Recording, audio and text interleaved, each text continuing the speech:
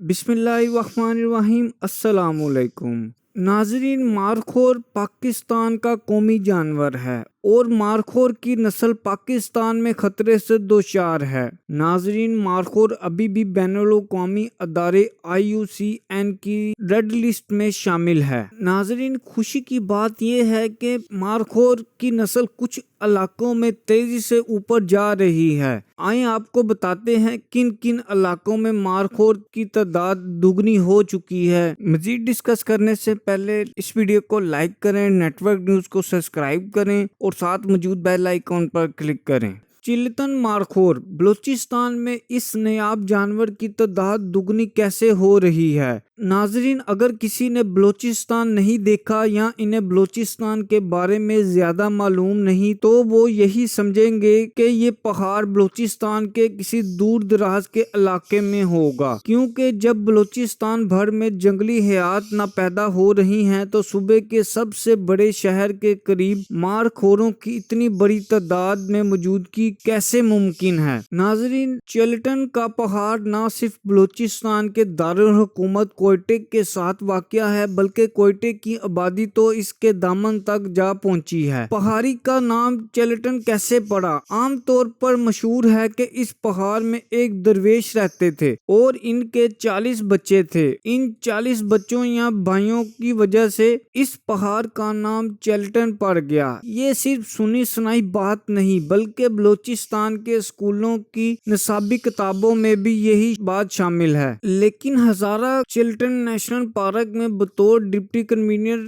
جنگلات فرائض انجام دینے والے نذیر احمد اس بات سے اتفاق نہیں کرتے۔ ان کا کہنا ہے کہ اس پہاڑ کے حوالے سے 40 بھائیوں جیسی غلط باتیں منسوخ کی گئی ہیں۔ دراصل اس پہاڑی علاقے میں مختلف ناموں سے 40 مقامات ہیں، جس کی وجہ سے اس کو چلتن کہا جاتا ہے۔ ان مقامات کے مخصوص نام بھی ہیں۔ ان کا کہنا تھا کہ ہم محکمہ تعلیم کے نصاب سے متعلق افراد کو دعوت دیتے ہیں کہ وہ آئیں اور ہمارے ساتھ بیٹھ کر تحقیق کریں تاکہ اس پہاڑ کے نام کے حوالے سے دستہ معلومات کورس میں شامل ہو سکیں۔ ناظرین، مارخور جنگلی بکرے کی قسم کا ایک چرندہ ہے جو بلوچستان کے بعض علاقوں کے علاوہ گلگت بلتستان، چترال، وادی گلاش اور وادی حنزہ سمیت دیگر شمالی علاقوں میں بھی پایا جاتا ہے۔ اس کے علاوہ مارخور انڈیا، افغانستان، پاکستان، تاجکستان اور دیگر علاقوں میں بھی پایا جاتا ہے۔ قدرتی وسائل کی حفاظت کی عالمی تنظیم بین الاقوامی اتحاد برائے تحفظات قدرتی وسائل کی حفاظت کی عالمی تنظیم بین الاقوامی اتحاد برائے تحفظ قدرت IUCN کے مطابق اس نوع کو ان جانوروں میں شمار کیا جاتا ہے جن کا وجود خطرے میں ہے، اسی لیے اس کے شکار پر پابندی ہے تاکہ اسے ختم ہونے سے بچایا جا سکے۔ ناظرین، مارخور کو مارخور کیوں کہا جاتا ہے؟ بعض زبانوں میں سانپ کو مار کہا جاتا ہے اور خور کھانے والے کو کہا جاتا ہے۔ ناظرین، چلتن مارخور کے تحفظ کی کامیاب کہانی اگرچہ بعض قبائلی شخصیات، مقامی کمیونٹیز اور محکمہ جنگلات کی کوششوں کی وجہ سے بلوچستان میں مارخور کے تحفظ کی ایک سے زائد کامیاب کہانیاں ہیں، لیکن چلتن مارخور کے تحفظ کی کہانی دوسروں سے کچھ مختلف ہے۔ یہ اس لحاظ سے مختلف ہے کہ اس کے مشرق میں کوئٹہ شہر کی بڑی آبادی ہے جبکہ اس کے دیگر 3 اطراف میں بھی انسانی آبادی قریب موجود ہے۔ نذیر احمد نے کہا کہ جب ہم نے 2014 میں کام سنبھالا تو اس وقت چلتن مارخور کی تعداد 800 سے 1000 کے لگ بھگ تھی۔ ان کا کہنا ہے کہ اس کے بعد میرے عملے کی محنت، محکمے اور خاص طور پر چلتن پارک مینجمنٹ کمپنی کے تعاون اور کوششوں کی بدولت آج ان کی تعداد 2000 سے تجاوز کر گئی ہے۔ نذیر احمد نے بتایا کہ انہوں نے سب سے پہلے پارک مینجمنٹ کمیٹی کو فائل کرنے کے لیے کوششیں کی۔ کمیٹی کے بڑے شراکت دار قبائل میں رئیسانی قبائل شامل ہیں جن کے سربراہ نواب محمد اسلم رئیسانی اور ان کے بھائی نواب زادہ لشکری بڑی رائسانی نے ہمارے ساتھ بھرپور تعاون کیا۔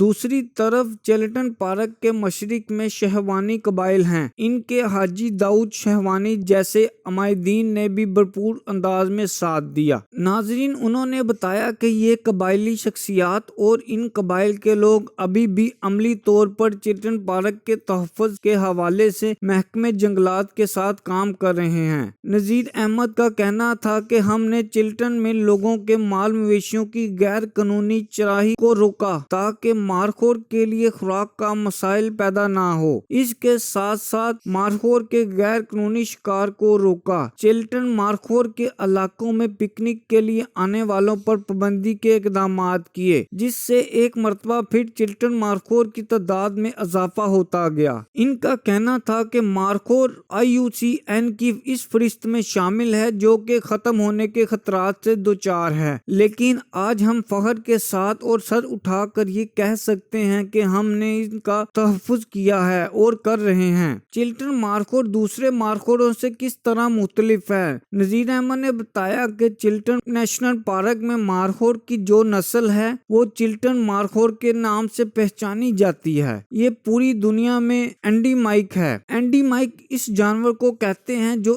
ایک محسوس علاقے میں رہتا ہے۔ چلٹن مارخور کی خاصیت یہ ہے کہ یہ اپنے علاقے کو بالکل نہیں چھوڑتا۔ انہوں نے بتایا کہ یہ سلیمان مارخور اور سندھ ایبیکس کا کراس ہائبرڈ ہے۔ خدا نے چلٹن مارخور کے نام سے ایک نئی نسل اس پہاڑ میں پیدا کی ہے جو اس پہاڑ کی پہچان بن گئی ہے۔ اس وقت دنیا بھر میں ٹرافی ہنٹنگ ایک انٹرنیشنل پریکٹس ہے جس میں سلیکٹڈ شکار کیا جاتا ہے اور اس کے تحت ان جانوروں کے شکار کی اجازت ہوتی ہے جن کی عمر زیادہ ہو۔ نذیر احمد نے بتایا کہ اس کے بدلے میں ایک رقم مقرر کی جاتی ہے جو کہ ڈالر میں ملتی ہے۔ ان کا کہنا تھا کہ ایک مارخور کی قیمت $40,000 سے لے کر $1,00,000 یا اس سے کچھ اوپر تک ہوتی ہے۔ پھر قواعد و ضوابط کے مطابق اس رقم کا 80% گردونواح کی آبادی کی خوشحالی پر خرچ کیا جاتا ہے۔ انہوں نے بتایا کہ اب یہ